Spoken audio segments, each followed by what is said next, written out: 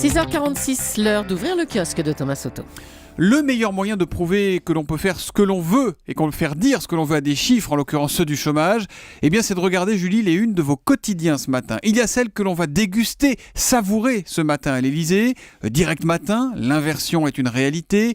Ouest France, le chômage a enfin baissé. Ou encore Libération, l'inversion, c'est maintenant. Deuxième catégorie, les interrogatifs. Nice Matin, par exemple, ce n'est pas encore gagné. Ou la République du Centre, confusion autour de la courbe.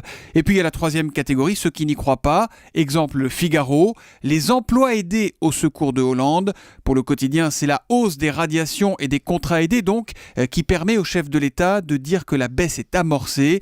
Au sous-baisse du chômage, ce sera le sujet de l'édito écho de Nicolas Barré tout à l'heure à 8h10 sur Europe 1. Et puis aujourd'hui en France, nous parle des soucis rencontrés par de nombreux retraités.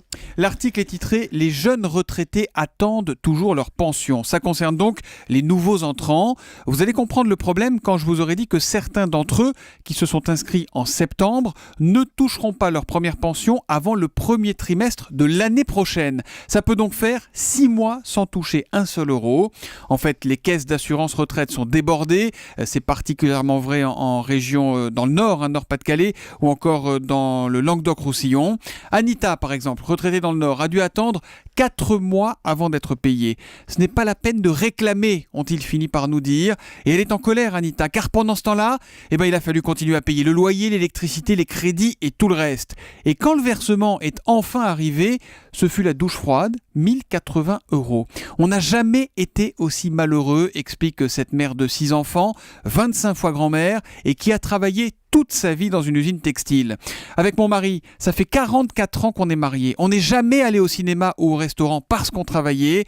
Aujourd'hui, j'ai honte de ne pas pouvoir gagner plus. Je ne peux plus faire de cadeaux à mes petits-enfants. C'est dur, conclut Anita. Thomas, il y a du nouveau sur le travail du dimanche également. Avec un signal envoyé par Pierre Moscovici et repris par le site europe1.fr, alors qu'un rapport sur le travail dominical sera remis la semaine prochaine au gouvernement.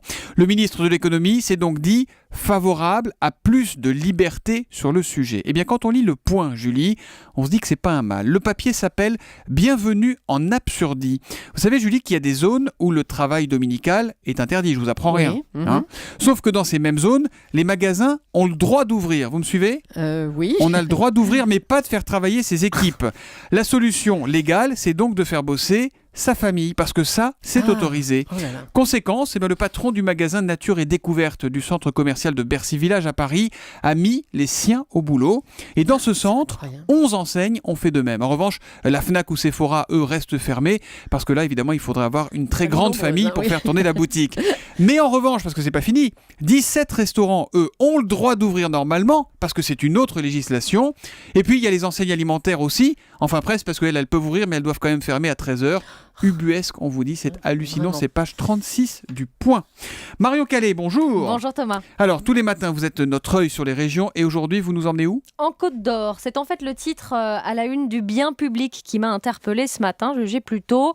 Elle porte plainte au pénal contre un enfant de 10 ans. Porte plainte contre un enfant de 10 ans. Elle, c'est la directrice du centre périscolaire de Saint-Seine-en-Bâche, près de Dole, qui a donc été voir les gendarmes il y a quelques jours pour déposer une plainte contre le petit Quentin qu'elle accuse de l'avoir blessé au pouce. Ça paraît dérisoire et pourtant c'est très sérieux, très rare aussi, même si dans cette affaire la plaignante refuse de s'exprimer. Reste donc le témoignage du papa de Quentin qui confie au Bien public ne pas trop comprendre ce qu'il se passe, on l'imagine, face à la directrice qui affirme avoir été insultée par son enfant. Lui assure que son fils, qui ne participe pas aux activités périscolaires, jouait en attendant son bus. Quand la directrice est venue lui demander d'arrêter en l'attrapant par la capuche, c'est là qu'elle aurait été blessée quand l'enfant a tenté de se dégager. Pas d'insulte donc selon lui.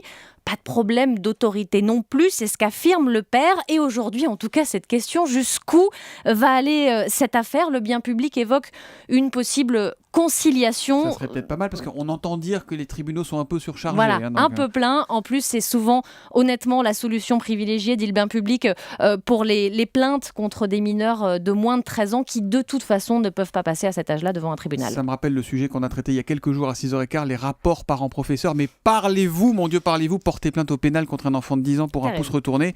Ça va un peu loin. Merci beaucoup, Marion Calais.